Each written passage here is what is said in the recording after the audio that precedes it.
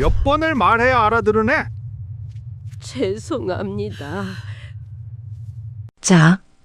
그 소리가 로비 전체에 울렸습니다. 어머니의 고개가 옆으로 돌아갔습니다. 검은 앞치마를 두르고 낡은 고무장갑을 끼고 대걸레를 잡고 계시던 어머니. 78평생을 허리 한번 제대로 못 펴시고 사신 분이 누군가에게 뺨을 맞으셨습니다. 저는 그 자리에 얼어붙었습니다. 다리가 움직이지 않았습니다. 그리고 어머니는 고개를 숙인 채 말씀하셨습니다. 죄송합니다. 다시는 안 그러겠습니다. 그 목소리가 아직도 귓가에 맴돕니다. 저는 그 자리에서 아무것도 하지 못했습니다. 아들이라는 놈이 어머니가 뺨 맞는 걸 보고도 가만히 서 있었습니다. 그날 이후 저는 단 하나의 목표만 생각했습니다. 그 인간을 반드시 어머니 앞에 무릎 꿇게 만들겠다고. 그리고 석 달 뒤 저는 600억짜리 그 건물의 새 주인이 되어 같은 로비에 서 있었습니다. 그날은 유난히 하늘이 맑았습니다. 11월의 서울은 벌써 코끝이 시렸지만 햇살만큼은 포근하더군요. 저는 오전 일정을 일찍 마무리하고 강남 쪽으로 차를 몰았습니다. 어머니께 용돈을 드리러 가는 길이었습니다. 용돈이라고 해봤자 어머니는 늘 받으시질 않았습니다. 제가 봉투를 내밀면 손사래를 치시며 이러셨죠. 아이고 됐다. 엄만 쓸 데도 없어. 네가 가져. 그러시면서도 제가 억지로 놓고 오면 다음에 만났을 때 슬쩍 제 주머니에 다시 넣어두시곤 하셨습니다. 그런 어머니였습니다. 어머니가 일을 하신다는 건 작년 가을에야 알았습니다. 제가 사업차 미국에 2달쯤 나가 있던 사이 어머니는 집 근처 빌딩에서 청소 일을 시작하셨더군요. 은퇴 후에 너무 적적하다, 움직여야 건강하다, 그런 말씀을 하셨습니다. 저는 처음엔 펄쩍 뛰었습니다. 어머니, 왜 이러세요? 제가 드리는 돈으로 충분히 편하게 사실 수 있잖아요. 그랬더니 어머니가 이러시더군요. 민호야, 엄마가 돈이 없어서 일하는 거 아니야. 그냥 뭐라도 해야 사람 같아서 그래. 그 말씀에 저는 더 이상 뭐라 할 수가 없었습니다. 어머니는 평생 그렇게 사신 분이었으니까요. 쉰다는 게 뭔지 모르는 분, 가만히 앉아 있으면 손이 근질근질하다고 하시던 분. 그래서 저도 한 발 물러섰습니다. 대신 한 달에 2~3번은 꼭 찾아뵙겠다고 그렇게 약속을 드렸습니다. 그런데 그게 잘 안 됐습니다. 회사 일이 바빠지면 한 달이 훌쩍 가버리고 어머니께 전화드리는 것도 일주일에 한 번이 될까 말까 했습니다. 그러다 문득 정신을 차려보면 벌써 2달째 얼굴을 못 뵌 거예요. 그때마다 죄책감이 밀려왔지만 저는 스스로를 이렇게 달랬습니다. 다음 주엔 꼭 가야지. 이번 프로젝트만 끝나면 시간 내야지. 그렇게 미루고 미루다가 그날이 왔습니다. 건물은 강남 한복판 20층짜리 오피스 빌딩이었습니다.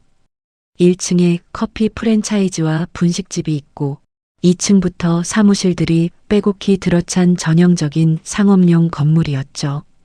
저는 주차장에 차를 대고 로비로 들어섰습니다. 어머니가 보통 이 시간쯤 1층 청소를 마무리하신다고 들었거든요. 로비는 넓고 깨끗했습니다. 대리석 바닥에 햇살이 비쳐 반짝이더군요. 저는 주변을 둘러보다가 엘리베이터 옆쪽에서 바닥을 닦고 계신 뒷모습을 발견했습니다. 어머니였습니다. 검은색 앞치마를 두르고 낡은 고무장갑을 끼고 허리를 굽힌 채 대걸레를 밀고 계셨습니다. 등이 예전보다 더 굽으신 것 같았습니다. 저는 가슴이 먹먹해졌습니다. 동시에 이상한 감정이 밀려왔습니다. 창피함? 아닙니다. 그건 아니었어요. 그냥 죄송함. 제가 뭘 잘못한 것 같은 그런 기분이었습니다. 저는 한 발 다가서며 어머니를 부르려고 했습니다. 그때였습니다. 엘리베이터 문이 열리더니 한 남자가 성큼성큼 걸어 나왔습니다. 60대 초반쯤 되어 보이는 배가 나온 체격에 금태 안경을 쓴 남자였습니다. 양복을 입고 있었는데 걸음걸이부터 거드름이 느껴지더군요. 저는 본능적으로 걸음을 멈췄습니다. 남자가 어머니 쪽으로 다가갔습니다. 야, 아줌마. 목소리가 로비 전체에 울렸습니다. 어머니가 고개를 드셨습니다. 저는 기둥 뒤에 서서 그 광경을 지켜봤습니다. 왜 그랬는지 모르겠습니다. 그냥 뭔가 불길한 예감이 들어서 먼저 상황을 보고 싶었던 것 같습니다. 남자가 어머니 앞에 섰습니다. 내가 몇 번을 말해? 엘리베이터 앞은 나중에 닦으라고.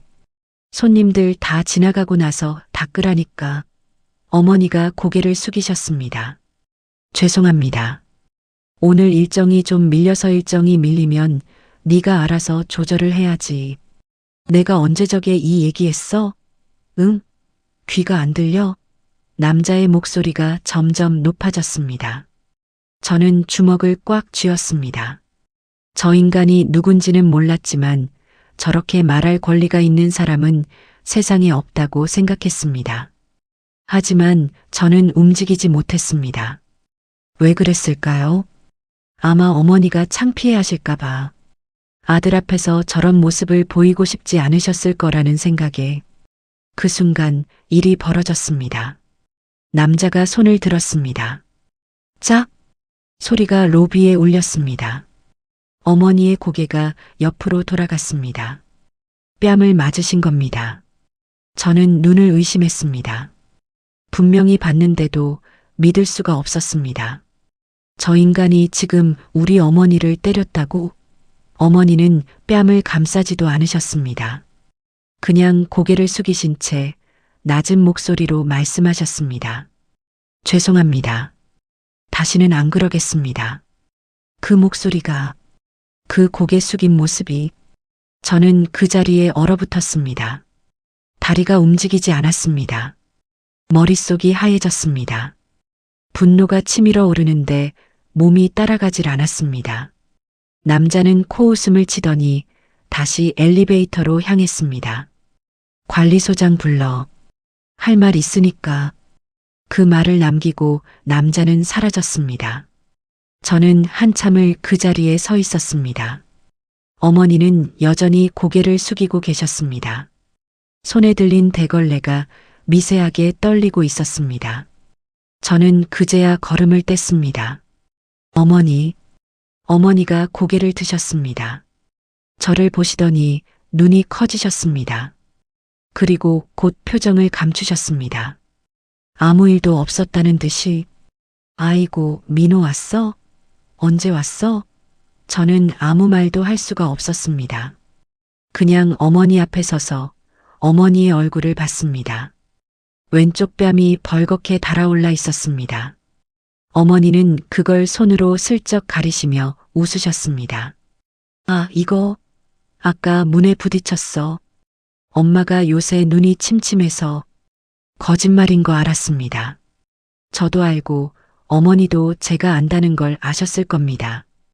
그런데도 어머니는 그렇게 말씀하셨습니다. 자식한테 짐이 되고 싶지 않으셔서, 걱정 끼치기 싫으셔서. 저는 그 순간 속으로 이런 생각이 들었습니다. 이게 뭐 하는 짓이야? 내가 뭘 하고 있는 거야? 어머니를 모시고 건물 밖으로 나왔습니다.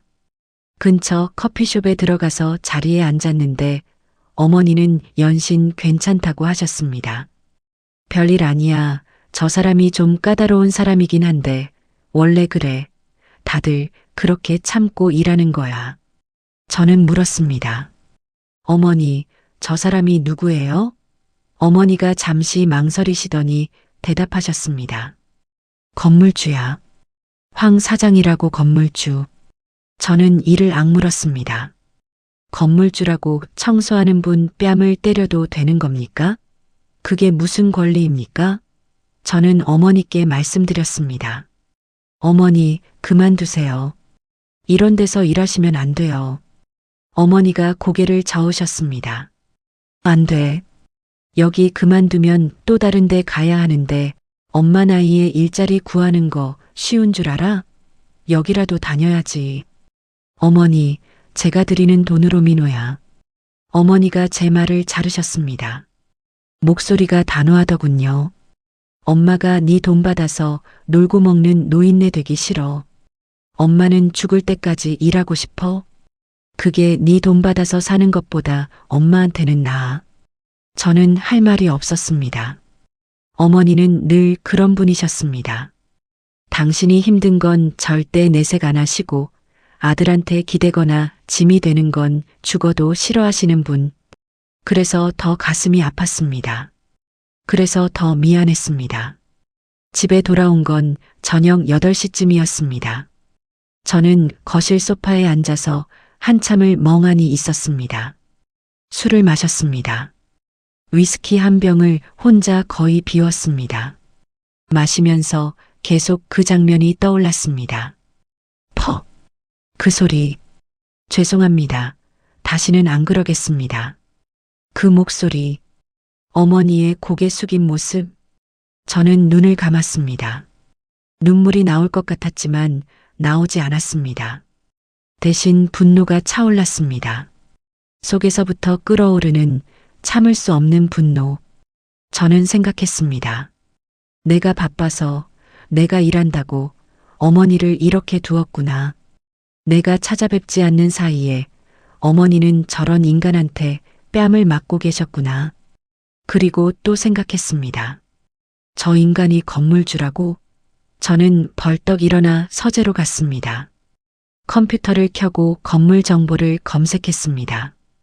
강남구 소재 오피스 빌딩, 소유주 황재만, 시가 추정 600억 원 내외, 대출 현황, 임대 현황, 등기부등본까지 찾아봤습니다. 새벽 2시가 넘어서야 저는 컴퓨터를 껐습니다. 그리고 혼자 중얼거렸습니다. 600억?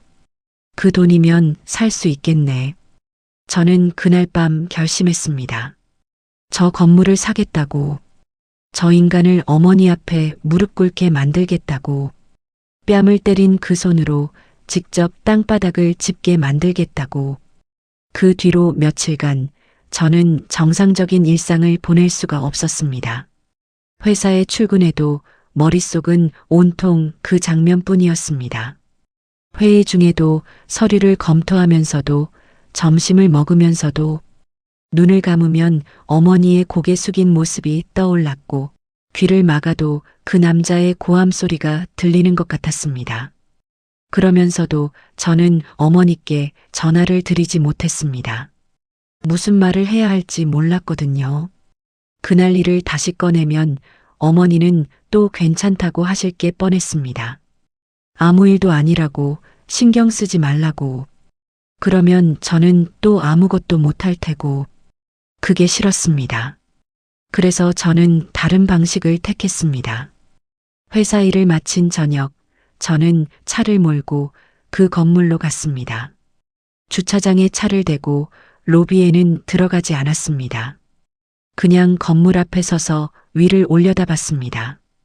20층짜리 오피스 빌딩. 유리벽에 저녁 노을이 비쳐 붉게 물들어 있었습니다. 저는 속으로 생각했습니다. 600억?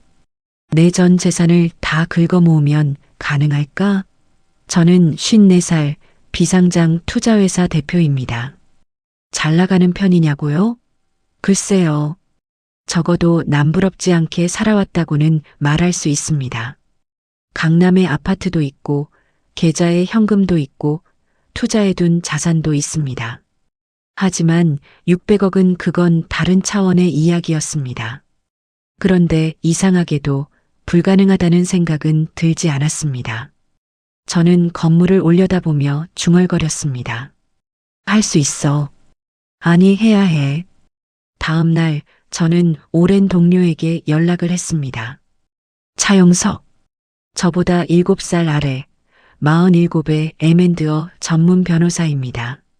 저와는 20년 넘게 알고 지낸 사이였죠. 사업 초창기에 제가 위기에 빠졌을 때 무료로 법률 자문을 해준 사람이 이 친구였습니다. 그때 진 빚을 저는 아직도 갚지 못했다고 생각합니다. 용서가, 나 좀 보자. 전화를 끊고 약속 장소로 나갔습니다. 서울 도심의 한 호텔 로비. 용석이가 먼저 와서 커피를 마시고 있더군요. 형, 무슨 일이야? 목소리가 심각하던데. 저는 맞은편에 앉았습니다. 그리고 단도직입적으로 말했습니다. 건물 하나 사려고 하는데 내 도움이 필요해. 용석이가 눈을 깜빡였습니다. 건물? 어디? 강남. 20층짜리 오피스 빌딩. 시가 600억 정도. 용석이가 커피잔을 내려놓았습니다. 표정이 진지해지더군요. 형, 600억이면 형 전 재산 다 합쳐도 모자라지 않아? 대출 끼면 되지. 용석이가 한숨을 쉬었습니다. 형, 요즘 부동산 시장 알지? 금리도 높고 대출 규제도 빡빡해. 600억짜리 건물 매입하려면 자기 자본 최소 40%는 있어야 해. 그러면 현금 240억은 확보해야 하는데 저는 고개를 끄덕였습니다.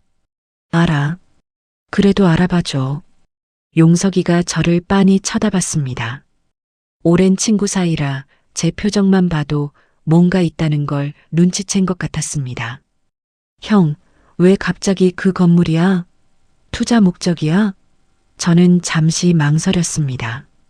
그리고 입을 열었습니다. 그 건물에서 우리 어머니가 청소 일을 하셔. 용석이가 눈을 동그랗게 떴습니다.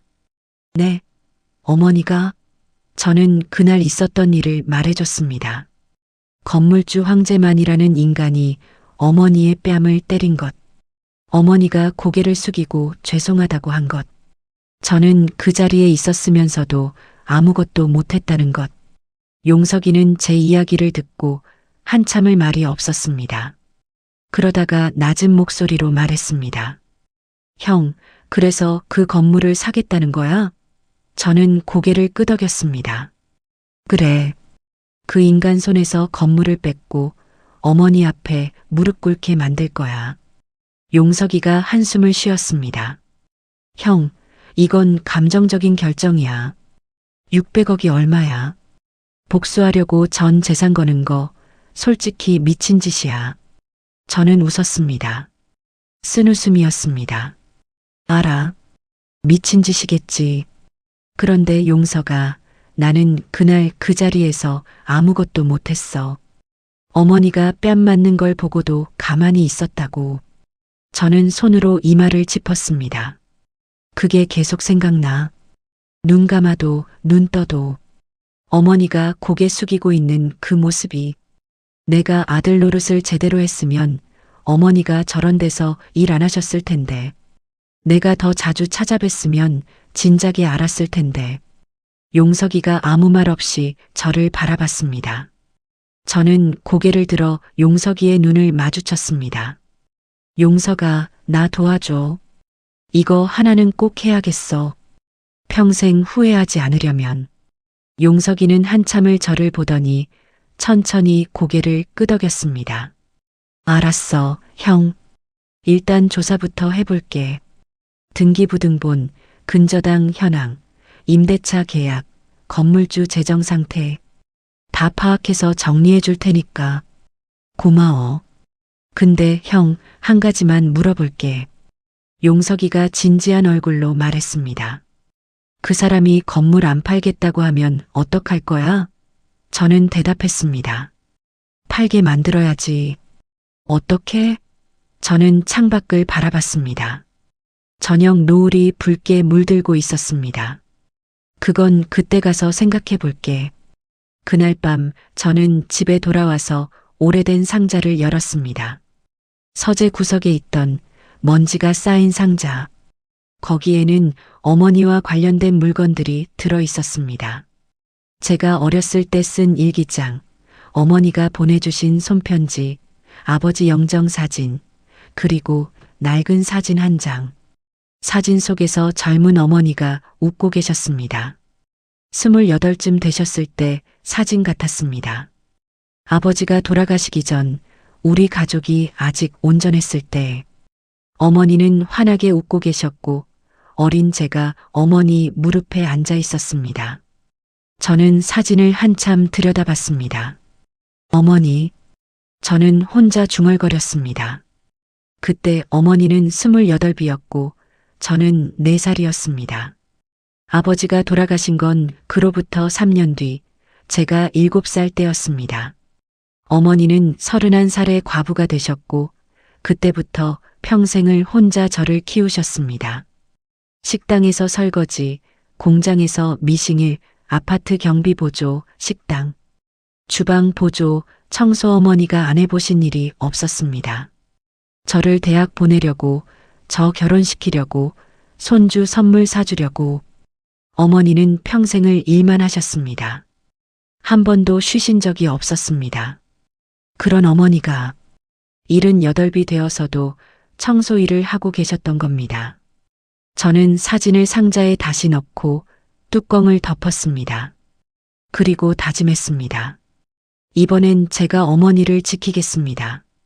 늦었지만 이제라도 아들 노릇을 하겠습니다. 그 인간이 어머니께 한 짓 반드시 되갚아주겠습니다. 용석이에게서 연락이 온 건 일주일 뒤였습니다. 형, 건물 정보 정리됐어. 만나서 얘기하자. 저는 바로 약속을 잡았습니다. 이번엔 제 사무실에서 만났습니다. 용석이가 서류 뭉치를 테이블 위에 펼쳤습니다.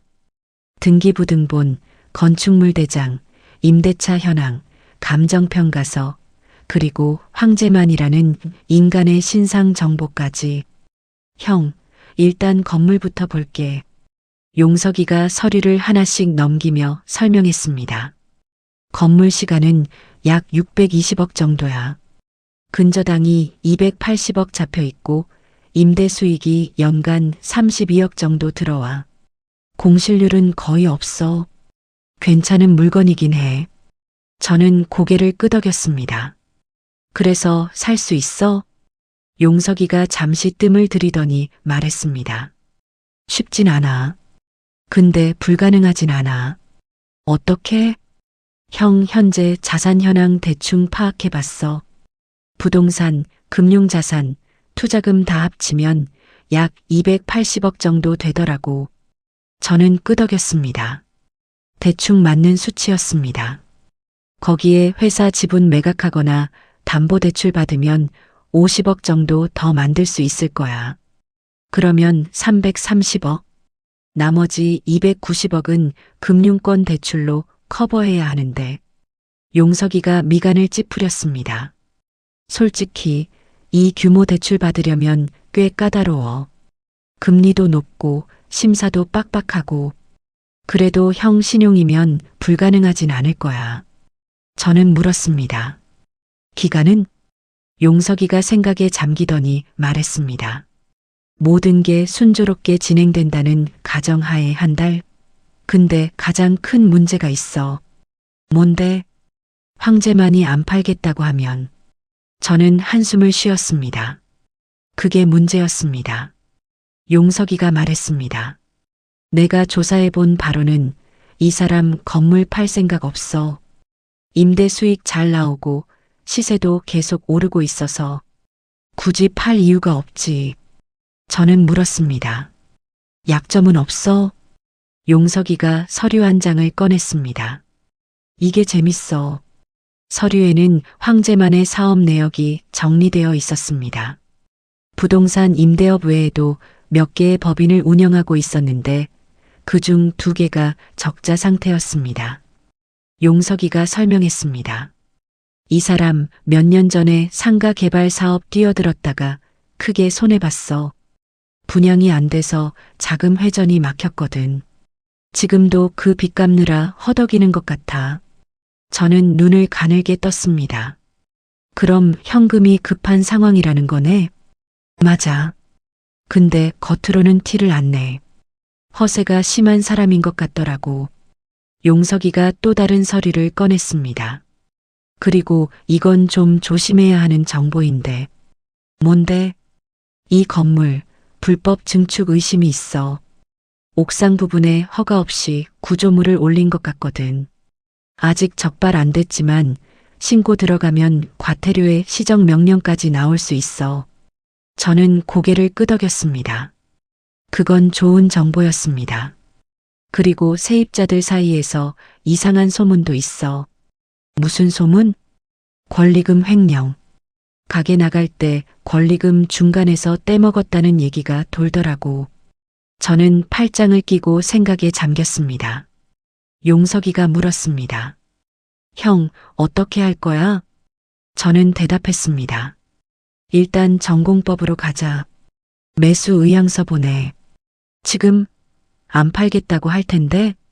그래도 일단 보내. 공식적으로 제안을 해야 협상 테이블이라도 만들어지지. 용석이가 고개를 끄덕였습니다. 알았어. 근데 형, 만약 그래도 안 되면? 저는 창밖을 바라봤습니다. 그때는 다른 방법을 쓰는 거지. 그 주 금요일 저는 건물로 직접 갔습니다. 어머니께는 연락을 드리지 않았습니다. 어머니가 일하시는 시간을 피해서 점심때쯤 로비로 들어갔습니다. 로비 한쪽에 분식집이 있었습니다. 미소분식이라고 간판이 붙어 있었고 오래된 가게처럼 보였습니다. 저는 잠시 망설이다가 그 가게로 들어갔습니다. 어서 오세요. 50대 중반쯤 되어 보이는 여자분이 반갑게 맞아주셨습니다. 작은 체구의 화사한 미소, 분식집 사장님인 것 같았습니다. 저는 김밥 한 줄과 어묵탕을 시켰습니다. 손님이 별로 없는 시간이라 저 혼자 구석 테이블에 앉았습니다. 음식을 기다리면서 가게 안을 둘러봤습니다. 벽에 오래된 사진들이 붙어 있었습니다. 가게 개업 기념 사진, 손님들과 찍은 사진, 직원들 단체 사진. 사진 속 날짜를 보니 1998년이었습니다. 이 건물이 생겼을 때부터 있었던 가게인 것 같았습니다. 음식이 나왔습니다. 사장님이 직접 가져다 주시면서 말씀하셨습니다. 처음 오시는 것 같은데 이 근처 사무실이세요? 저는 고개를 저었습니다. 아니요, 그냥 지나가다가 들렀습니다. 가게 오래되신 것 같더라고요.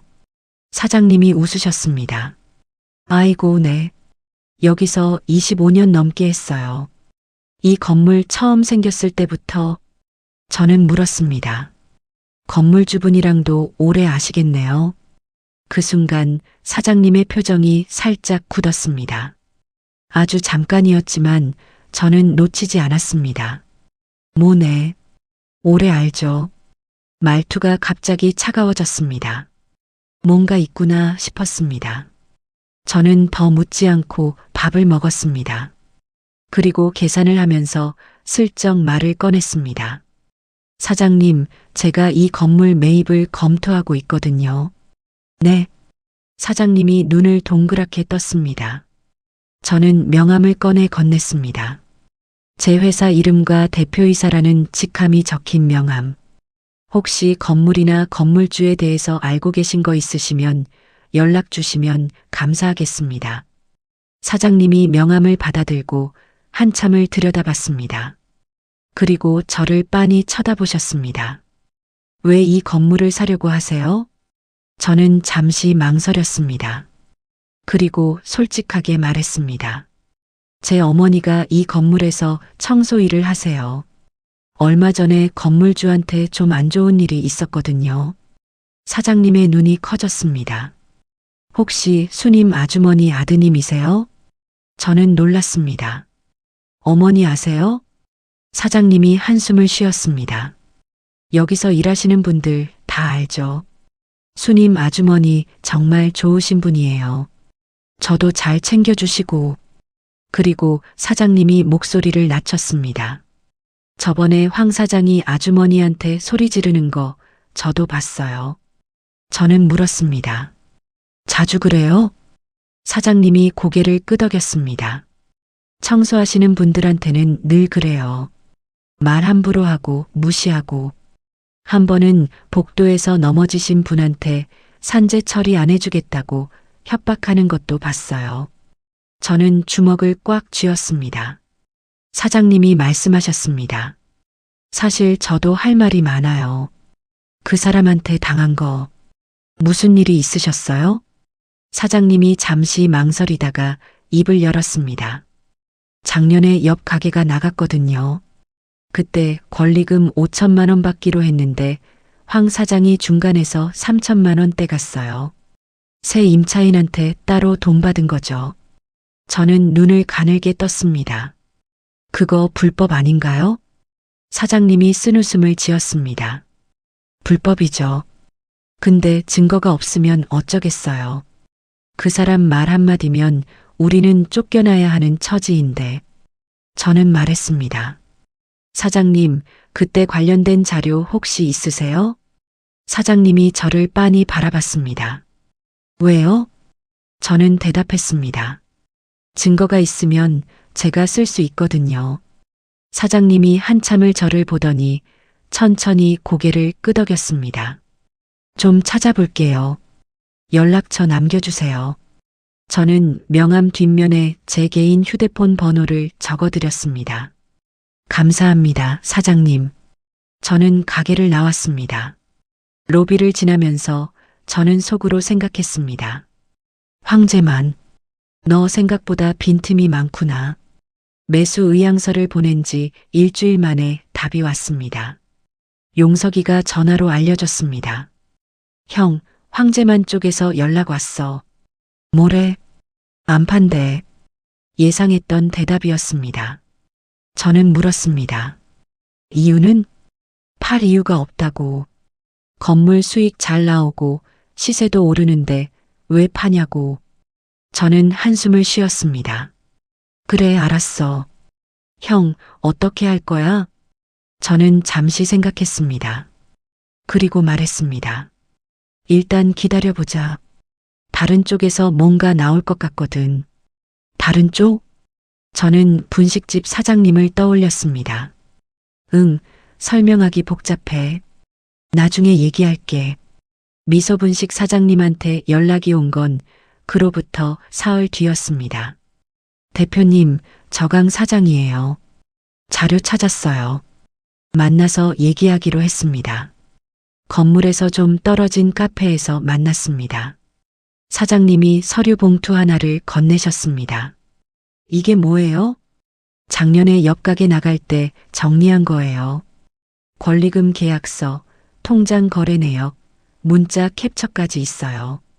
저는 봉투를 열어 서류를 확인했습니다. 꽤 꼼꼼하게 정리되어 있었습니다. 사장님이 말씀하셨습니다. 그리고 저만 당한 게 아니에요. 네, 다른 가게들도 있어요. 2층 네일숍, 3층 학원, 5층 회계사무소. 다 비슷한 일 당했어요. 저는 눈을 가늘게 떴습니다. 그분들도 증거가 있을까요? 사장님이 고개를 끄덕였습니다. 있을 거예요. 제가 물어볼게요. 저는 사장님의 손을 잡았습니다. 감사합니다, 사장님. 정말 감사합니다. 사장님이 웃으셨습니다. 하지만 눈가에 살짝 눈물이 맺힌 것 같았습니다. 저도 그 사람한테 당한 게 너무 억울했거든요. 근데 어디 하소연할 데가 없었어요. 대표님이 나서주신다니까 저도 희망이 생기네요. 저는 고개를 숙였습니다. 제가 꼭 제대로 해볼게요. 그날 밤 저는 서류를 정리하다가 문득 어머니 생각이 났습니다. 전화를 드렸습니다. 어머니, 저예요. 밥은 드셨어요? 응, 먹었어. 너는? 저도 먹었어요. 어머니, 요즘 일은 괜찮으세요? 잠시 침묵이 흘렀습니다. 그리고 어머니가 말씀하셨습니다. 응, 괜찮아. 왜? 저는 입술을 깨물었습니다. 아니에요. 그냥 궁금해서요. 민호야. 네. 너 요즘 무슨 일 있어? 어머니의 목소리가 조심스러웠습니다. 저는 웃었습니다. 아니에요, 어머니. 무슨 일이 있겠어요. 그냥 회사 일이 좀 바빠서. 그래, 무리하지 마. 건강이 최고야. 네, 어머니. 어머니도 건강 챙기세요. 전화를 끊고 저는 한참을 멍하니 앉아 있었습니다. 어머니, 저는 혼자 중얼거렸습니다. 조금만 기다리세요. 제가 꼭 제대로 해드릴게요. 그 일이 있은 건 2주 뒤였습니다. 아침에 낯선 번호로 전화가 왔습니다. 강민호님 되시죠? 여기 병원 응급실인데요. 박수님 환자분 보호자 맞으시죠? 저는 심장이 철렁 내려앉았습니다. 네, 맞습니다. 무슨 일이에요? 환자분이 건물에서 쓰러지셔서 119로 이송되셨습니다. 지금 검사 중이신데 빨리 와주시겠어요? 저는 하던 일을 다 내팽개치고 병원으로 달려갔습니다. 응급실에 도착했을 때 어머니는 침대에 누워 계셨습니다. 눈을 감고 계셨고 얼굴이 창백했습니다. 링거를 맞고 계셨고 모니터에서 삐삐 소리가 났습니다. 저는 간호사에게 물었습니다. 제 어머니 어떻게 된 거예요? 과로와 스트레스로 쓰러지신 것 같아요.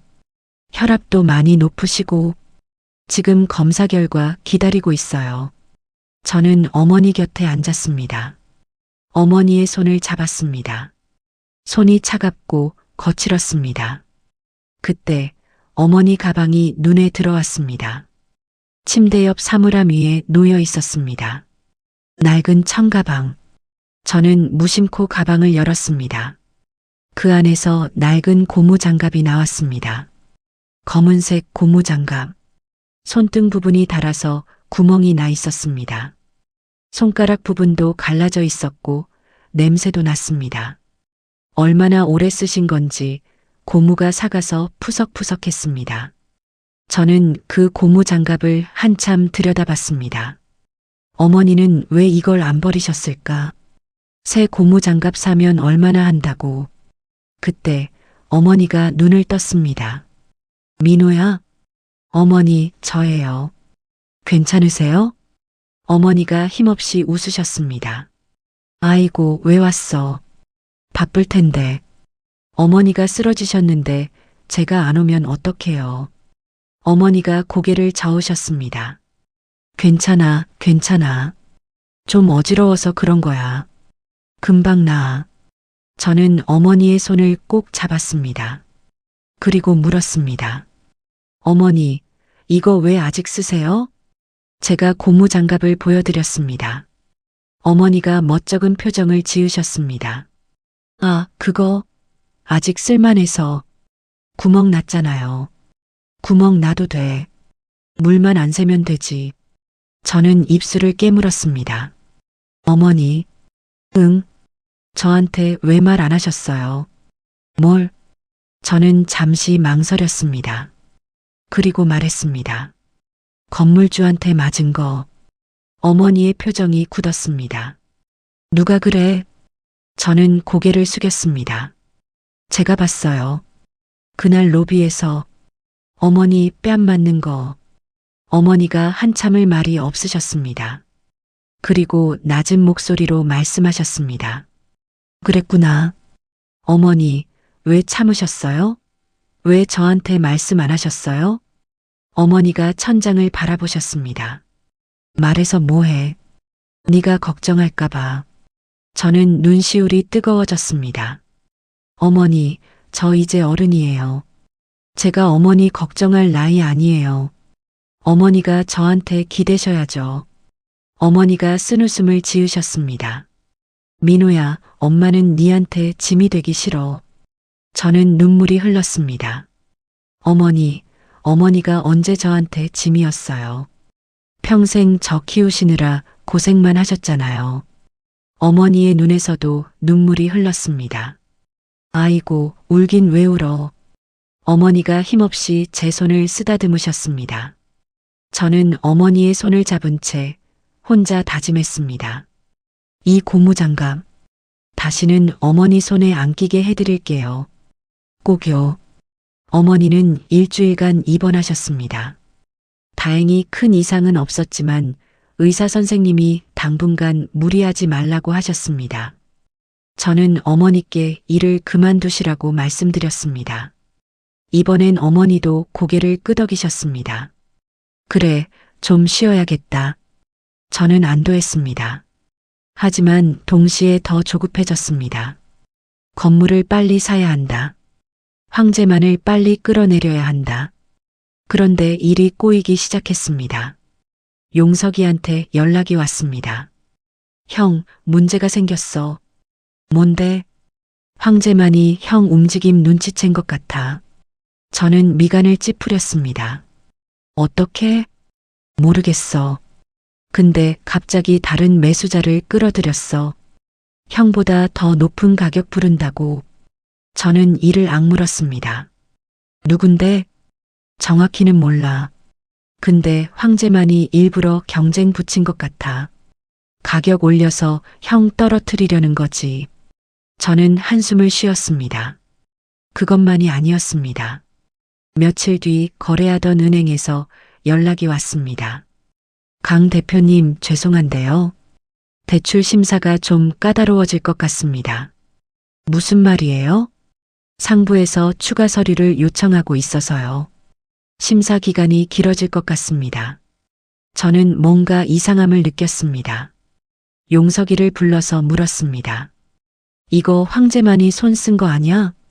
용석이가 미간을 찌푸렸습니다. 글쎄 확실하진 않은데 가능성은 있어. 이 사람 인맥이 꽤 넓거든. 저는 주먹을 쥐었습니다. 용석이가 말했습니다. 형, 솔직히 말할게. 이대로 가면 힘들어. 대출 막히면 자금 조달 안 되고 다른 매수자가 먼저 계약하면 끝이야. 저는 창밖을 바라봤습니다. 그럼 어떻게 해? 용석이가 한숨을 쉬었습니다. 형, 이건 감정으로 할 일이 아니야. 600억이 얼마야? 잘못하면 형 평생 모은 재산 다 날릴 수도 있어. 저는 말이 없었습니다. 용석이가 진지한 얼굴로 말했습니다. 형, 그만두는 것도 방법이야. 다른 방식으로 복수할 수도 있잖아. 저는 용석이를 바라봤습니다. 다른 방식이라면? 소송, 권리금 횡령 증거도 있고 불법 증축 신고도 할 수 있고 언론 플레이도 가능해. 저는 고개를 저었습니다. 그건 안 돼. 왜? 저는 천천히 말했습니다. 그거로는 부족해. 부족하다니? 저는 눈을 감았습니다. 어머니의 고개 숙인 모습이 떠올랐습니다. 나는 그 인간이 어머니 앞에 직접 무릎 꿇는 걸 보고 싶어? 용석이가 아무 말 없이 저를 바라봤습니다. 저는 말했습니다. 포기 못해. 다른 방법을 찾아야지. 그날 밤 저는 다시 건물 앞에 갔습니다. 야경에 불빛이 반짝이는 건물을 올려다보며 저는 혼자 중얼거렸습니다. 황제만, 너 나를 막으려고? 좋아. 그럼 나도 더 독하게 나가야겠네. 저는 전략을 바꿨습니다. 전공법만으로는 안 되겠다 싶었습니다. 황제만이 방해를 하는 한 정상적인 거래는 불가능했습니다. 그래서 저는 그가 가장 두려워할 것을 공격하기로 했습니다. 체면. 그 인간은 허세가 심한 사람이었습니다. 밖에서는 성공한 건물주, 인맥 넓은 사업가 행세를 했지만 실상은 빚에 쪼들리고 불법을 저지른 소인배였습니다. 그걸 세상에 드러내면 그는 버틸 수 없을 겁니다. 저는 미소분식 사장님께 연락을 했습니다. 사장님, 다른 피해자분들 연락처 받을 수 있을까요? 사장님이 흔쾌히 도와주셨습니다. 이틀 만에 5명의 세입자분들이 모였습니다. 네일숍 사장님, 학원 원장님, 회계사무소 소장님, 의류매장 사장님, 그리고 미소분식 사장님. 저는 그분들을 한자리에 모시고 말씀드렸습니다. 황제만에게 당한 일 다 알고 있습니다. 권리금 횡령, 부당한 임대료 인상, 협박. 제가 증거를 모아서 공개할 겁니다. 참여하시겠습니까? 모두가 고개를 끄덕였습니다. 저는 계속 말했습니다. 그리고 저는 그 자리에서 직접 황제만에게 사과를 받아낼 겁니다. 모든 사람 앞에서, 특히 제 어머니 앞에서 분들의 눈빛이 달라졌습니다. 네일숍 사장님이 말씀하셨습니다. 대표님, 우리도 그 장면 보고 싶어요. 그동안 너무 억울했거든요. 저는 고개를 끄덕였습니다. 그럼 함께 하시죠. 준비는 한 달이 걸렸습니다. 저는 모든 증거를 정리했습니다. 권리금 횡령 계약서와 계좌 이체 내역, 불법 증축 사진과 건축법 위반 자료, 세무 비리 의심 정황까지 용석이가 법적으로 문제가 없도록 검토해줬습니다. 그리고 기자들에게도 연락을 했습니다. 경제 전문지 기자 1명, 부동산 전문 유튜버 1명. 그들에게 상황을 설명하고 그날 현장에 와달라고 부탁했습니다. 동시에 저는 황제만의 채권자들을 찾아다녔습니다. 용석이가 조사한 대로 황제만은 상가 개발 사업 실패로 여러 곳에 빚을 지고 있었습니다. 저는 그 채권자들을 만나 협상했습니다. 채권을 제가 인수하겠다고. 그들 입장에서는 떼일 뻔한 돈을 현금으로 받을 수 있으니 나쁠 게 없었습니다. 2주 만에 저는 황제만의 채무 상당 부분을 확보했습니다. 그리고 그 채무의 담보로 잡힌 것 중 하나가 바로 그 건물이었습니다. 모든 준비가 끝나고 저는 날짜를 잡았습니다. 그날 아침 저는 어머니께 전화를 드렸습니다.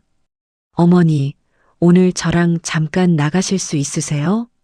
어머니가 의아해 하셨습니다. 갑자기 왜? 무슨 일 있어? 저는 웃으며 말씀드렸습니다. 제가 어머니께 보여드릴 게 있어요. 1시간만 시간 내주세요. 어머니는 한참을 망설이시다가 고개를 끄덕이셨습니다. 그래, 알았어. 그날 건물 1층 로비. 저는 세입자들과 함께 로비에 섰습니다. 미소분식 사장님이 피해 세입자분들을 대표해서 앞에 서셨고 기자들은 한쪽 구석에서 카메라를 돌리고 있었습니다. 그리고 어머니도 계셨습니다. 저는 어머니께 말씀드렸습니다. 어머니, 오늘 제가 보여드릴 게 있어요. 어머니가 어리둥절한 표정으로 물으셨습니다. 민호야, 이게 다 뭐야? 저는 웃었습니다. 조금만 기다리세요. 황제만은 곧 나타났습니다. 엘리베이터에서 내려서 로비에 사람들이 모여 있는 걸 보더니 미간을 찌푸렸습니다. 뭐야, 이게 뭐야?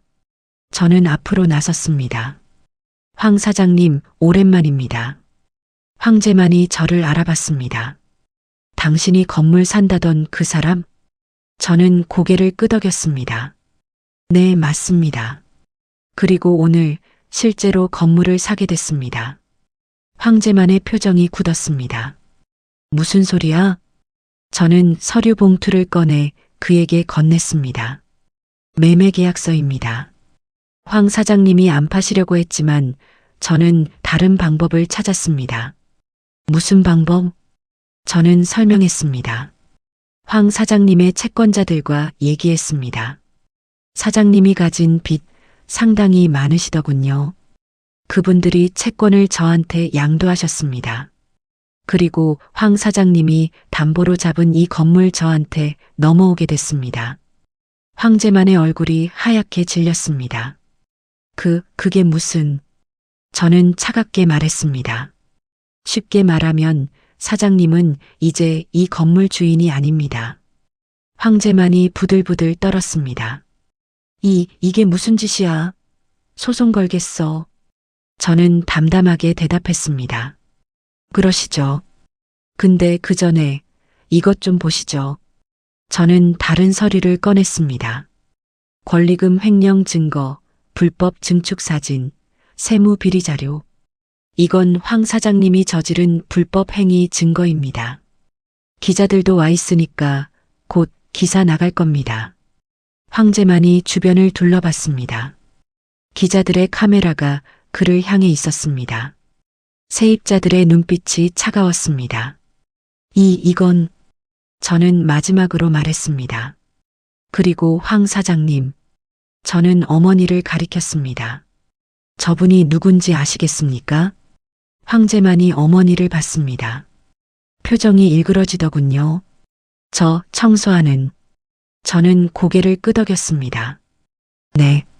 사장님이 뺨을 때린 그 청소부입니다. 그리고 제 어머니입니다. 황제만의 얼굴이 새파랗게 질렸습니다. 저는 다가가서 말했습니다.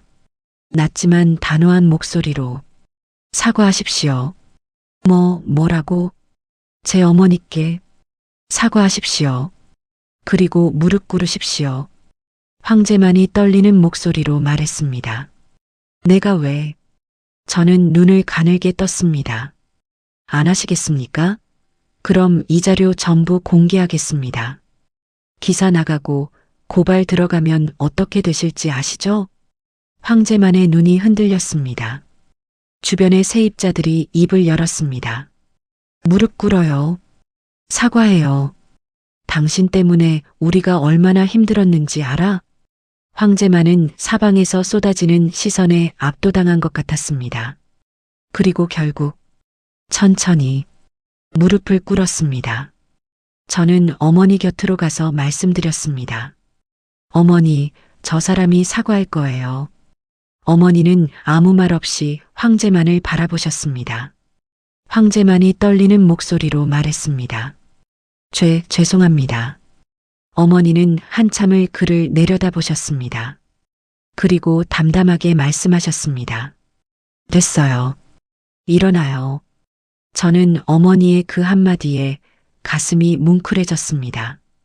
어머니는 복수를 원하신 게 아니었습니다. 그냥 인정받고 싶으셨던 겁니다. 사람으로서 존중받고 싶으셨던 겁니다. 저는 어머니의 손을 꼭 잡았습니다.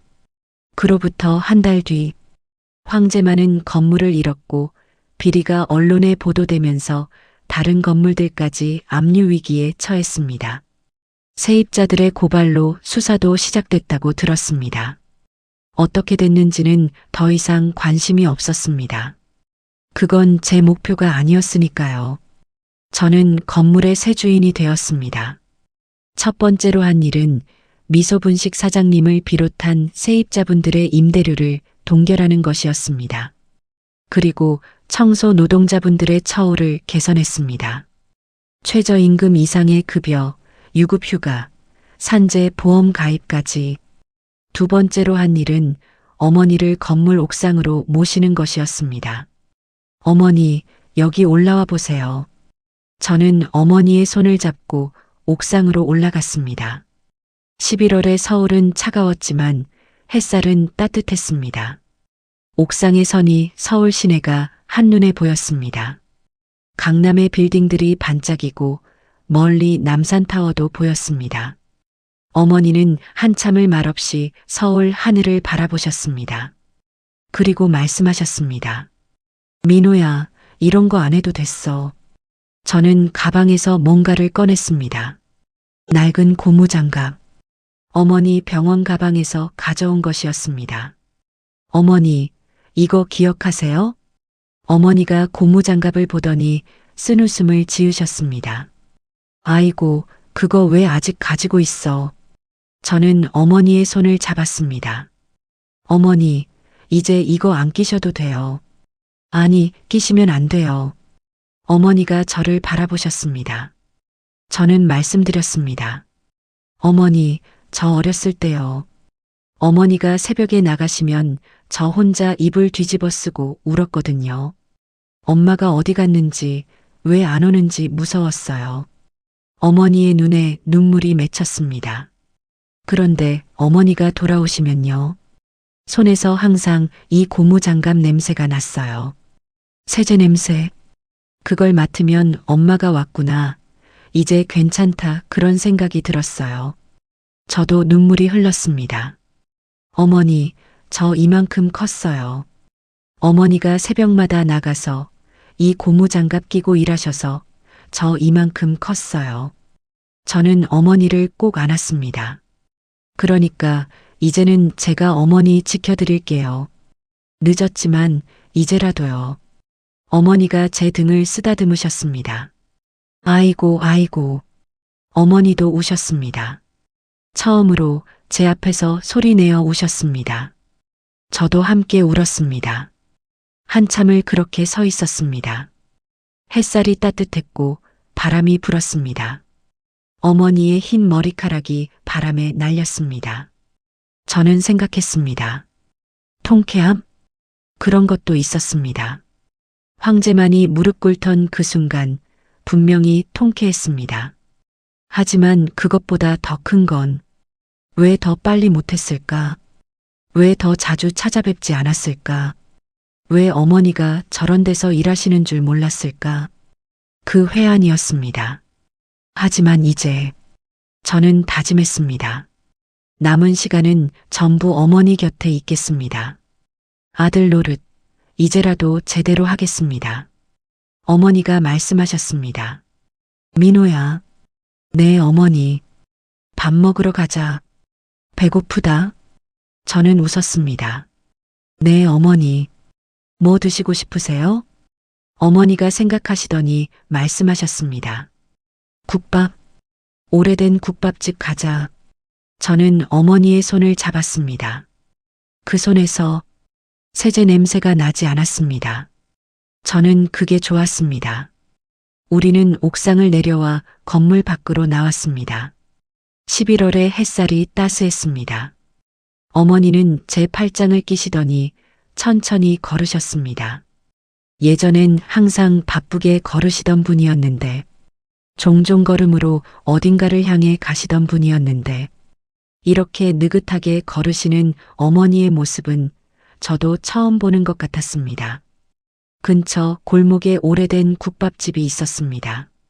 간판 글씨가 바래고 유리문에 김이 서려 있는 그런 집. 어머니가 문을 열고 들어가시며 말씀하셨습니다. 여기 국밥이 옛날 맛이야. 네 아버지도 좋아했어. 저는 가슴이 뭉클해졌습니다. 아버지 이야기를 어머니 입에서 들은 게 얼마만인지 모르겠습니다. 우리는 구석자리에 앉아 뜨끈한 국밥 2그릇을 시켰습니다. 국밥이 나오자 어머니는 후후 불어가며 한 숟갈 드시더니 눈을 감으셨습니다. 맛있다. 그 한마디에 저는 코끝이 찡해졌습니다. 어머니, 응, 앞으로는 자주 이렇게 밥 먹어요. 저랑. 어머니가 저를 보시더니 웃으셨습니다. 주름 가득한 얼굴에 번지는 미소. 그 미소가 제겐 세상 무엇보다 귀했습니다. 그래, 그러자. 국밥을 다 먹고 우리는 다시 길을 걸었습니다. 어머니가 문득 걸음을 멈추시더니 하늘을 올려다보셨습니다. 민호야. 네, 어머니. 고맙다. 저는 고개를 저었습니다. 어머니, 그 말씀은 제가 해야죠. 제가 고맙죠. 저 키워주셔서, 여기까지 오게 해주셔서. 어머니가 제 손을 꼭 잡으셨습니다. 아무 말씀 없이 그냥 손만 잡고 계셨습니다. 저도 아무 말하지 않았습니다. 그냥 그렇게 어머니 손을 잡고 서 있었습니다. 그날 저녁 저는 어머니를 집까지 모셔다 드리고 돌아왔습니다. 집에 와서 서재에 앉았습니다.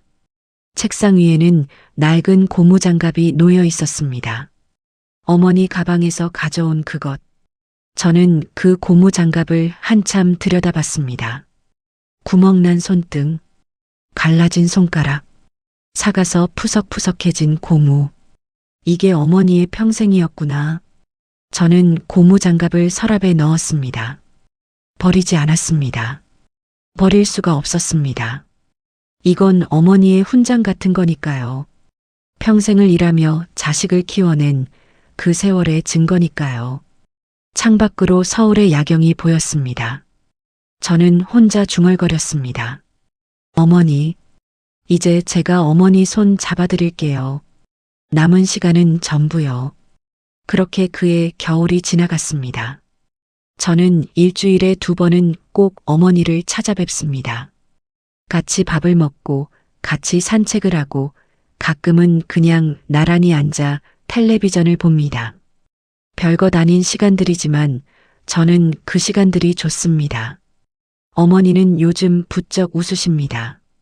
예전엔 잘 안 웃으시던 분이었는데 무거운 짐을 내려놓으신 것처럼 한결 가벼워지신 것 같습니다. 가끔 어머니가 이러십니다.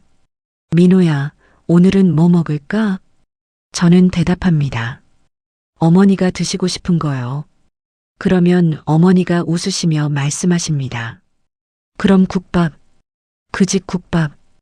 우리는 또 그 오래된 국밥집에 갑니다.